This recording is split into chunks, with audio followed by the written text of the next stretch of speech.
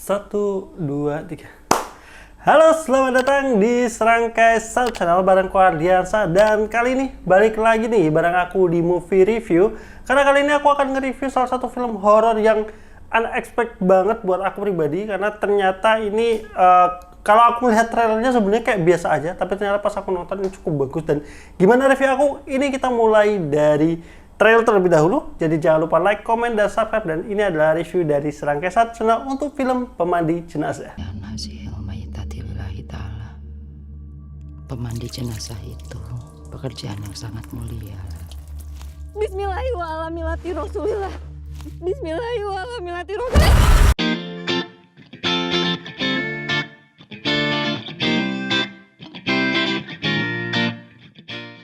Nah, balik lagi nih bareng Ardiansa. Dan seperti tadi yang aku udah sampaikan ya, film Pemandi Jenazah ini jujur aja agak unexpected banget. Karena aku waktu ngelihat trailernya menurut aku kayak film horor yang biasa aja pada umumnya gitu.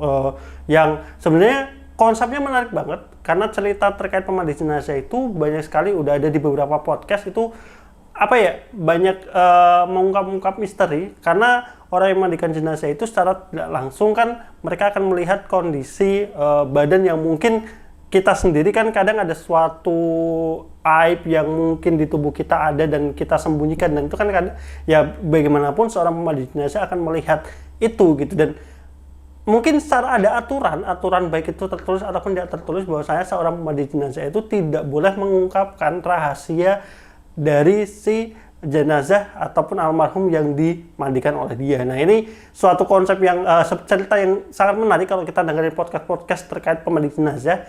Dan ya seperti yang aku sampaikan barusan, bahwasanya ini menjadi salah satu kunci juga atau poin di film Pemandi Jenazah ini yang pengen aku lihat sebenarnya apa yang dialami dari istilahnya tokoh ataupun orang yang punya pekerjaan sebagai pemandi jenazah. Dan ini ada salah satu cerita yang sebenarnya cukup menarik, tapi waktu aku nonton trailer pertamanya itu aku agak down karena kok kayak kembali lagi ke film-film setan pada umumnya. Di trailernya kayak dia hanya ngambil template pemandi jenazah, tapi secara ceritanya kok kayak film horor biasanya. Tapi ternyata, nah ini aku mau kasih tahu ke kalian, ini agak unexpected banget karena perlu kalian tahu bahwasanya dari sutradaranya itu Hadrah Dayang Ratu, penulisnya adalah Lele Laila. Sebenarnya kalau kita bicara penulis Lele Laila, ini udah penulis film horor yang cukup banyak gitu, dan banyak juga yang aku kurang suka film-filmnya gitu. Tapi kalau melihat kolaborasi antara sutradara Hadrah Dayang Ratu dan Lele Laila, itu salah satunya ada Si Jin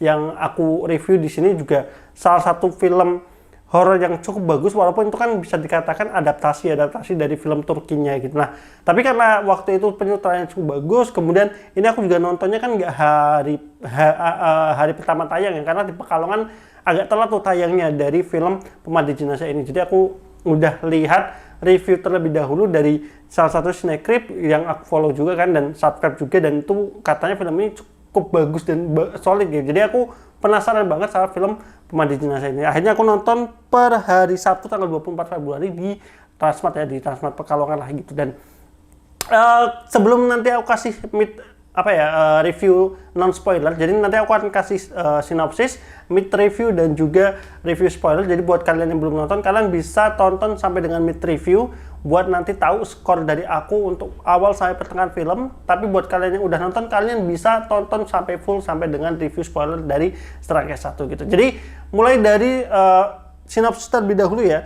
Nah, film Pemandi Jenazah ini bercerita sebuah keluarga yang mana ibunya ini yang diperankan oleh Jenar Maesa Ayu ya sebagai Bu Siti, ini adalah berprofesi di sebuah kampung, berprofesi sebagai pemandi jenazah, yang mana dia itu punya firasat-firasat ataupun kemampuan di mana ketika dia itu udah tahu gitu ketika ada orang yang mau meninggal gitu. Dan ini tuh sebenarnya bukan sesuatu yang mengada-ada, karena memang hal seperti ini tuh banyak dibicarakan, ataupun kalau kalian sering dengerin podcast horor itu kayak suatu yang umum gitu untuk beberapa orang tertentu. Nah, ini yang diceritakan Bu Siti itu bisa melihat gitu kemampuan yang bisa istilahnya kayak punya feeling, firasat kalau misalnya ada yang orang mau meninggal kayak gitu. Dan sebagai pemandi jenazah di kampung itu gitu, satu-satunya gitu, dia punya anak perempuan namanya Lela, dan juga anak laki-laki namanya Arif, yang mana Lela ini ya salah satu yang didorong karena keturunan ya. Jadi si Bu Siti ini dari ibunya atau neneknya si Lela itu juga pemandi jenazah, dan itu akan diturunkan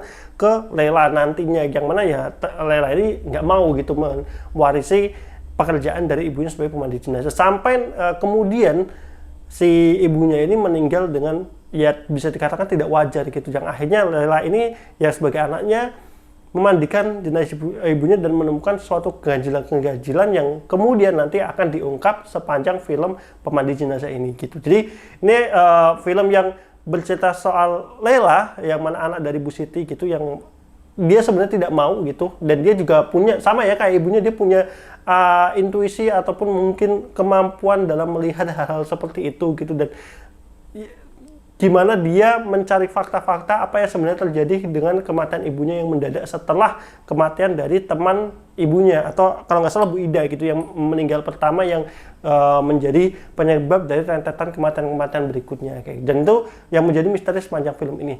Nah, buat aku sendiri untuk film ini secara mid score aku bisa kasih 8,5/10. Kenapa? Karena mulai dari settingnya, setting tempatnya sebuah perkampungan ini nggak yang terlalu mengada-ada gitu. Jadi kayak kamunya tuh benar-benar kerasa dekat buat kita yang tinggal di kampung, itu benar-benar kerasa, oh ini ya beneran perkampungan gitu. Dan itu aku sendiri ngelihatnya ini filmnya dekat banget dengan kita gitu. Dan juga baik itu dari tokoh utamanya kan ada Lela, kemudian ada Arif, kakak adiknya, kemudian ada beberapa warga gitu, ada ibu-ibu lah, beberapa kelompoknya gitu ya. Kemudian dan juga supporting aktornya gitu, support kayak warga-warganya itu kayak dipikirin bener-bener gitu loh penyutradaraan. Jadi kayak nggak cuman tokoh-tokoh sentralnya aja yang dikasih porsi acting yang bagus, tapi supportingnya kan nanti banyak banget peran-peran dari warga-warga itu dalam ceritanya ini gitu, ataupun dalam konflik utama, dan itu semuanya aku bisa katakan actingnya bagus semua. Jadi aku suka banget aku melihat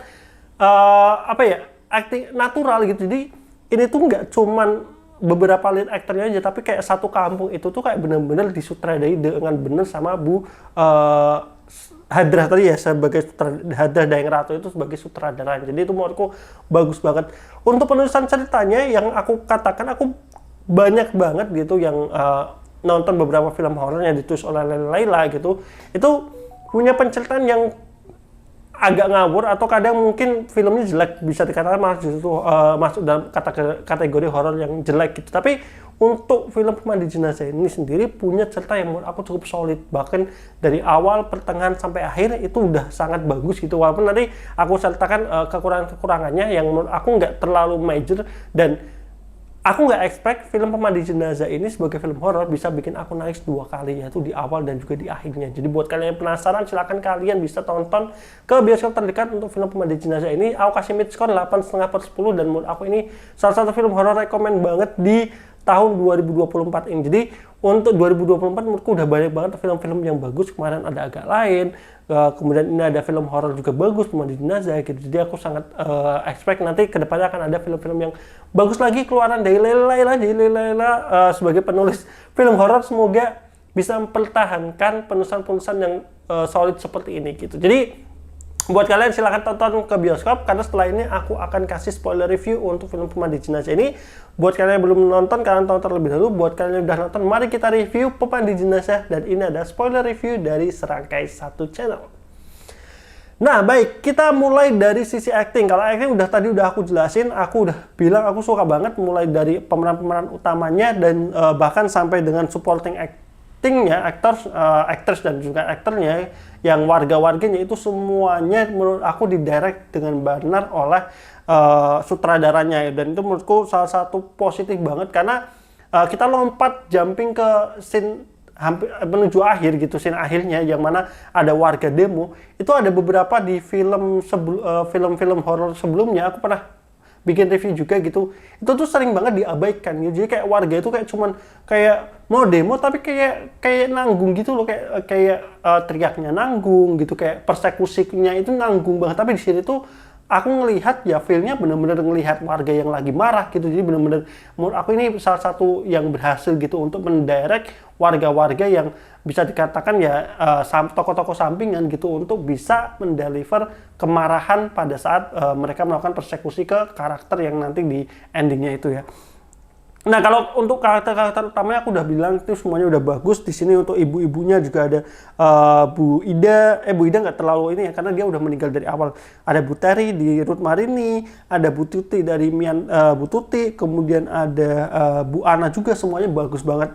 Bahkan bisa dikatakan pemilihan aktor ibu-ibu ini adalah aktor-aktor ternama yang memang punya kualitas acting yang bagus. Contohnya yang jadi Bu Tuti ini kalau nggak salah ya, Bu Tuti ini yang pemeran Mian Tiara ini adalah pemeran dari film ini Kajiman. Itu film Kajiman yang sebagai dukun, itu kan bagus banget ya actingnya. Kemudian ada Bu Ana, kemudian ada Bu Terry. Bu Terry juga udah terkenal sebagai ibu-ibu julid juga kan mulutnya. Kemudian ada Jenar Maesa Ayu. Ini kalau aku nggak salah ya, sekali lagi kalau nggak salah ini dia ini pemeran di filmnya Mangku Jiwo. Mangku Jiwo itu aku emang udah suka actingnya. Makanya aku lihat pemeran-pemeran di sini benar-benar adalah pemeran top tier, khususnya ibu-ibu 5 apa namanya, harus ya 5 sekawan ini tuh benar-benar punya kualitas acting yang bagus. Makanya untuk mendeliver cerita, mendeliver karakter, mendeliver mereka kematiannya satu persatu itu bagus banget. Aku suka banget. Sebenarnya untuk pemeran Lela atau Agini Hak ini yang main di KKN Desa Penat juga kan sebagai Ayu, kemudian ini main di Mencuri Raden Saleh, ini sebenarnya udah bagus actingnya. Cuman aku agak terganggu di ya sepanjang film ini tuh karakternya tuh dibikin kayak ya apa ya, entah kenapa tuh kayak ketakutannya tuh kayak terus menerus gitu loh. Jadi kayak bener-bener dibikin ketakutan dari awal sampai akhir tuh jadinya agak kurang ini, nggak apa ya, kesan kadang situasi-situasi yang tertentu yang harusnya dia mungkin bisa lebih normal lagi gitu, itu malah jadinya kayak agak mengganggu aja sih ngelihat acting dia yang kayak serem banget dari awal, kayak ketakutan itu kayak bener-bener over banget tuh dari awal sampai akhir ya, walaupun kita tahu ada faktornya gitu untuk ketakutan yang dialami Lela ini, tapi ya gitu aja menurutku agak too much aja sih dengan ekspresinya, dengan gaya penyutradaraan kepada karakter Lela ini yang kayak sepanjang film tuh kayak orangnya tuh kayak yang bener-bener tertekan banget dan jadinya kayak ya akhirnya kayak persepsi kita sama orang indigo itu kan kayak kita kan mempersepsikan orang-orang seperti ini tuh kayak ini persepsi yang umum ya, kayak orangnya freak atau apa ini. Nah di film ini jadi justru malah itu kayak lebih ketekan lagi. Jadi kayak ngelihat Lela ini kayak freak banget gitu loh, pembawaan aktingnya ataupun karakternya gitu. Walaupun ya sekali lagi ya ada alasannya gitu, dan aku nggak bilang ini jelek gitu, tapi menurut aku ini too much aja gitu untuk karakter Lela ini kayak dibikin freaknya itu benar-benar kayak ketakutan yang freak banget gitu loh dari awal kejadian itu sampai akhir gitu. Jadi itu yang menurut aku too much aja untuk actingnya dari karakter Lela. Tapi kalau dari karakter lainnya menurut aku udah bagus banget, peran karakter ibu-ibunya juga udah bagus banget. Oke, masuk dari setting, tadi aku juga udah bilang aku suka banget settingnya, setting pedesaannya, setting rumah-rumahnya, setting ketika dilakukan pemandian jenazah itu gitu. Ada yang pemandian dilakukan di dalam rumah, ada yang di luar rumah pakai kain itu semuanya menurut aku natural, bagus gitu, kita dapat feel-nya gitu. Jadi nggak semuanya dibikin kayak horor semuanya, tapi ada yang kayak cuman ditutupkan, tapi itu juga horor menurut aku, fitur-fitur kematian seperti itu gitu. Jadi untuk setting-settingnya aku juga suka banget, desa-desanya itu juga sangat meyakinkan, setting desanya, setting rumah-rumahnya gitu. Kemudian kalau kita bicara film Mandi Jenazah ini tentu adalah dari sisi horornya terlebih dahulu ya, sebelum kita masuk ke sisi cerita. Dari sisi horornya ini aku juga suka karena ternyata horornya itu nggak yang cuma numpang muncul, tapi semuanya itu porsinya sesuai dengan tempatnya gitu. Jadi kan memang ceritanya kan mengisahkan tentang kematian nanti yang dialami satu persatu secara janggal, yang nanti akhirnya si Lela ini harus memandikan. Nah porsi-porsi jam horornya itu sesuai gitu tempatnya gitu ketika karakternya mau mati, dan nggak semuanya itu serba jumpscare. Ada karakter Bu siapa yang mati kedua, kalau nggak salah Bu Ana dah. Ya, yang kematian yang kedua yang dialami kalau nggak salah Bu Ana ya, kalau nggak salah ya. Yang kematian Bu Ana itu tuh ada satu scene yang ketika dia ngobrol sama anaknya, kalau nggak salah namanya Bima atau siapa gitu. Itu gila, itu lagi ngobrol, tiba-tiba dari belakang tanpa ada sound yang serem, tanpa ada jumpscare atau apapun, itu kita bisa ngelihat sosok yang keluar dari pintu kayak, dan itu nggak cuma sekali, kayak 3 kali, dan itu menurut aku serem banget karena itu kan blur, kemudian suasananya lagi ngobrol tenang, tiba-tiba ngobrol sama orang di belakang, tiba-tiba ngelihat hantu yang seperti itu menurut aku jauh lebih serem daripada hantu-hantu yang dimunculkan secara jump scare. Ya kalau jump scare itu ya kita kayak cuman kaget, tapi itu tuh kayak akhirnya secara suasananya horor apa ya, lebih serem aja sih kerasanya menurut aku pribadi, dan itu lumayan serem gitu. Dan kebetulan aku kan nontonnya emang milih di seat tengah ya, yang aku milih emang yang kosong, kebetulan kanan kiri aku kosong, dan unexpected film ini bener-bener bikin aku agak paranoid kiri kanan, karena kiri kanan kosong jadi agak paranoid, takutnya ada sesuatu. Jadi ini benar-benar menurut aku feel horornya dapat banget gitu. Untuk adegan-adegan jump scare-nya menurut aku ya masih oke gitu, dan istilahnya karena kan ada banyak horornya itu jatuhnya di ketika apa ya, kematian datang sama ketika pemandian. Nah kalau yang kematian datang itu menurut aku semuanya udah bagus, bahkan eskalasi yang kematian Bu Siti kalau nggak salah ya, Bu Tuti, kematian Bu Tuti itu udah keren, itu udah top banget kematian. Menurut aku itu udah puncak banget sih kematian Bu Tuti, yang bener-bener horornya itu kerasa kayak horor-horor Amerika gitu loh. Jadi feelingnya bener-bener keren banget gitu. Kalau tadi Bu Ana itu pelan, kemudian Bu Tuti itu yang bener-bener brutal banget sih di bagian hampir mau ending ya kalau Bu Tuti kematiannya. Jadi menurutku eskalasinya itu dapat. Kemudian ketika horor pemandian jenazahnya itu juga tiap pemandian itu punya apa ya porsi horor yang berbeda-beda gitu. Dari ibunya yang cuman istilahnya itu ibunya awalnya emang horor, tapi kemudian ketika ibunya sosok ibunya ngebantu si Lela itu ngemandiin tuh jadi bener-bener melankolis, jadi sedih. Itu yang tadi aku bilang aku nangis 2 kali. Itu yang pertama di situ part di mana Lela akhirnya memandikan ibunya dibantu dengan sosok ibunya yang membantu gitu untuk memandikan jenazahnya gitu. Kemudian yang kematian kedua kan yang matanya nggak bisa nutup gitu. Kemudian yang ketiga yang badannya sampai duduk. Itu kan semua kalau kalian nonton podcast pemandi jenazah itu tuh sering terjadi gitu. Maksudnya itu sering dialami oleh para pemandi jenazah gitu. Dan itu menurut aku serem banget gitu. Dan semuanya itu ada tujuannya untuk memberikan petunjuk kalau ya ada sesuatu di tubuh mereka yang harus Lela itu ambil. Karena kan sekali lagi ya, Lela kan memang punya kemampuan dalam melihat hal-hal seperti itu kayak gitu. Jadi menurut aku wajar gitu untuk porsi-porsi horornya, dan menurutku aku suka banget sih untuk itunya. Dari sisi cerita, ini yang aku bisa bilang ceritanya sangat solid menurut aku gitu. Dari sisi penulisan, jadi kalau yang bayangan aku ketika nonton trailernya, aku takut ketika film ini adalah film istilahnya parade kematian dari karakter-karakter gitu.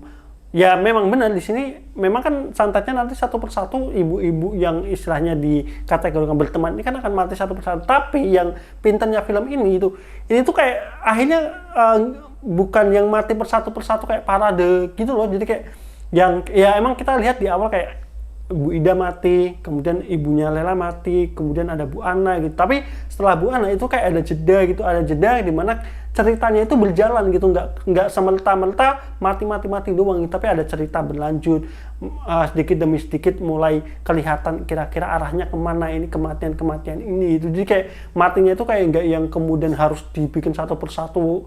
Kemudian satu mati si Lela nemuin fakta, satu mati nemuin fakta. Memang benar seperti itu, tapi ada temponya sendiri. Temponya itu nggak yang kemudian beruntun gitu loh. Itu yang bikin aku suka sama film Pemandi Jenazah ini. Jadi kayak bukan film parade kematian aja, tapi ada cerita yang berjalan di situ. Dan fakta terkait siapa dalang di balik ini sebenarnya memang di pertengahan film itu udah bisa ketebak gitu, karena shootnya sendiri itu sudah bisa memperlihatkan mulai dari kan kematiannya itu santet-santetnya itu di badan-badannya ditemukan kayak apa sih itu namanya besi yang buat pagar itu kan. Nah itu kan di beberapa shoot setelah si Lela menemukan itu kita udah ngelihat gitu ketika di kontrakannya si Rika itu kan di shootnya dari jauh, dan itu udah kelihatan tuh pagar kawat kayak istilahnya untuk media santetnya kayak gitu. Itu jadi kayak kita udah bisa menebak. Sebenarnya tebakannya ada 2, karena shoot pertama itu seingatku adalah pagar di rumahnya Bu Ida itu ada. Kemudian aku memprediksi awalnya adalah kematian itu disebabkan oleh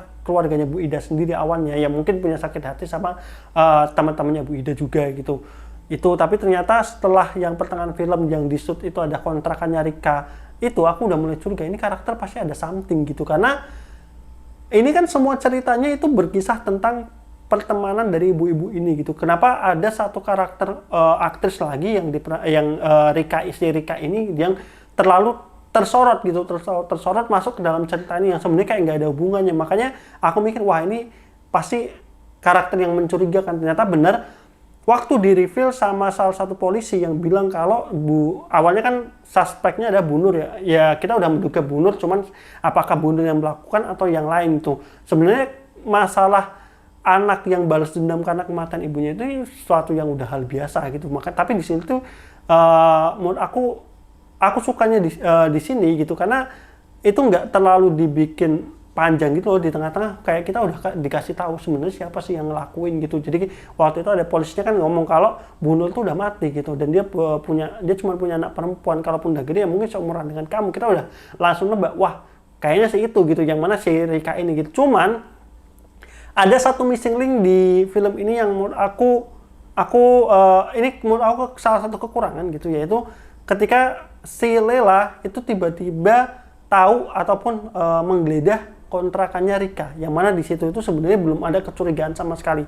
Dia cuma tahu dia tahu awalnya kan dia mencurigain Bu Nur gitu, tapi karena si polisi itu bilang Bu Nur punya anak, tapi kan kita nggak kayak diperlihatkan si Lela itu kayak sadar gitu loh, kayak oh jangan-jangan sih ini gitu. Kita nggak pernah dilihatin itu karena si Lela ini masih mencurigain Bu Nur gitu. Dia hanya dimimpikan kalau dia mati. Harusnya di bagian mimpi itu ya dia sekelebat aja gitu diperlihatkan muka Rika. Jadi kecurigaan dia ke Rika itu jadi kebukti, karena di film ini tuh kayak kita nggak diperlihatkan Lela ini curiga sama si Rika. Curiga dari mulai gerak-geri atau apapun tuh nggak ada kecurigaan sama sekali. Tapi ketika tiba-tiba dia nyuri kunci ke adiknya masuk ke kontrakannya Rika gitu, itu tuh menurut aku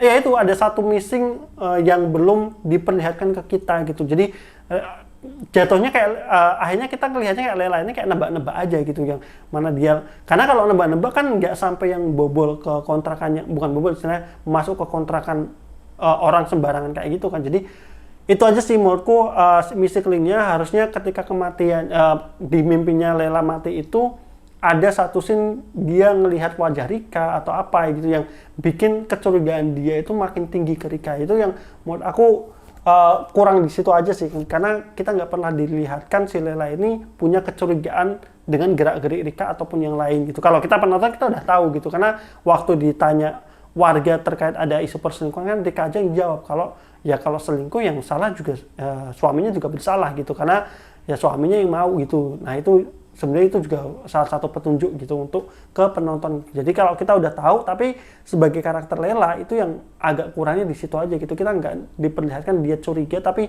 kemudian masuk ke kontrakannya Rika gitu dengan mencari barang bukti. Itu kan salah satu yang aneh juga gitu ya. Tapi ya, itu menurutku minor, menurutku wajar, karena ya memang sudah ada petunjuk, tapi ya petunjuk itu kurang deliver aja, kurang bisa diperlihatkan dalam sisi scene aja sih gitu. Tapi untuk kemudian menuju ke endingnya, yang endingnya itu si Lela tiba-tiba nunjuk Rika itu pembunuhnya, bukan pembunuh, pelakunya, itu menurut aku salah satu penulisan cerita yang nggak keduga gitu. Dalam artian aku nggak expect endingnya akan seperti itu, yang menurut aku ini bagus gitu.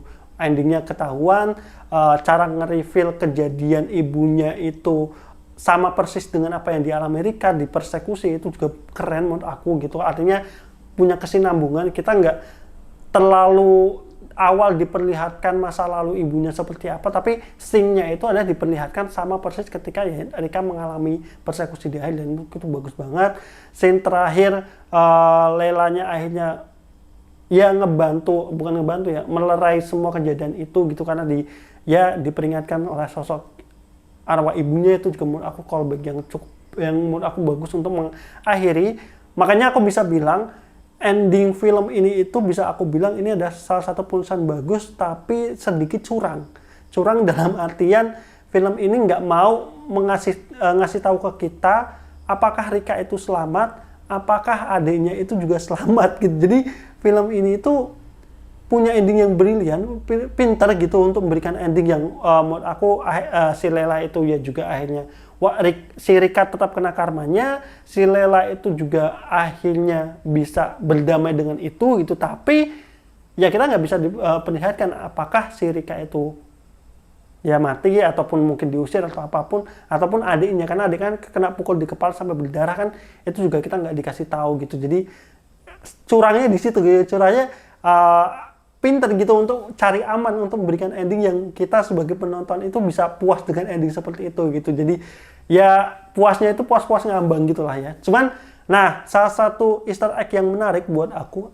Easter egg lagi ya, pokoknya ini menarik banget karena dari keempat hantu, sosok hantu dari kematian teman-temannya ini, teman-teman ibunya ini sama ibunya itu, hanya ibunya yang nggak ngomong sama sekali. Jadi yang 3 lainnya itu kan ngomong ya, ada yang minta tolong, ada yang apa. Tapi cuman si ibunya yang saya ingat aku ya, dia cuman nutup mulut untuk diem doang, diam. Karena kan ibunya udah berpesan di awal ya, bahasanya biarkan itu menjadi rahasia gitu.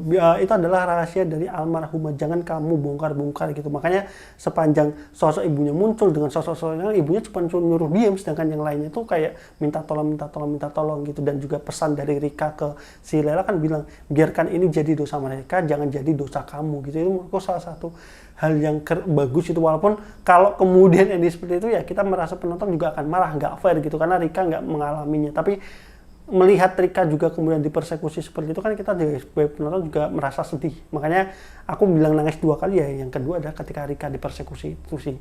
Dan ya menurut aku film ini keren banget. Ini unexpected banget. Aku ngelihat film dari Lele Laila sekali lagi dari si Jin. Kemudian ini Pemandu Jenazah yang salah satu yang bagus. Dan aku tetap kasih 8,5/10 karena film ini berhasil bikin aku empati ke karakter-karakternya, baik itu karakter Lela, ibunya, kemudian ataupun bahkan karakter si antagonisnya si Rika gitu.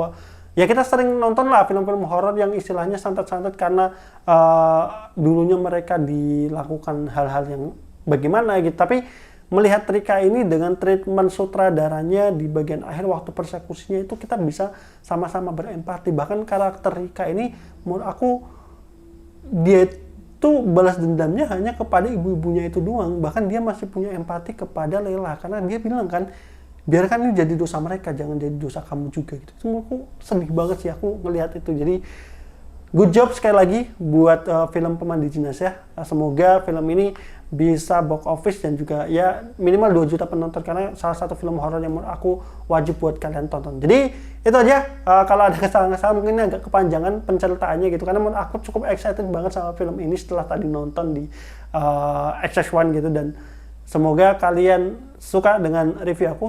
Kalau kalian ada yang mungkin menemukan fakta-fakta lain atau kalian ada yang nggak setuju, silahkan bisa ditulis kolom komentar. Sampai ketemu di video berikutnya. Jangan lupa like, komen, dan subscribe. Tetap di Serangga Sarjana berapa aja. Bye-bye.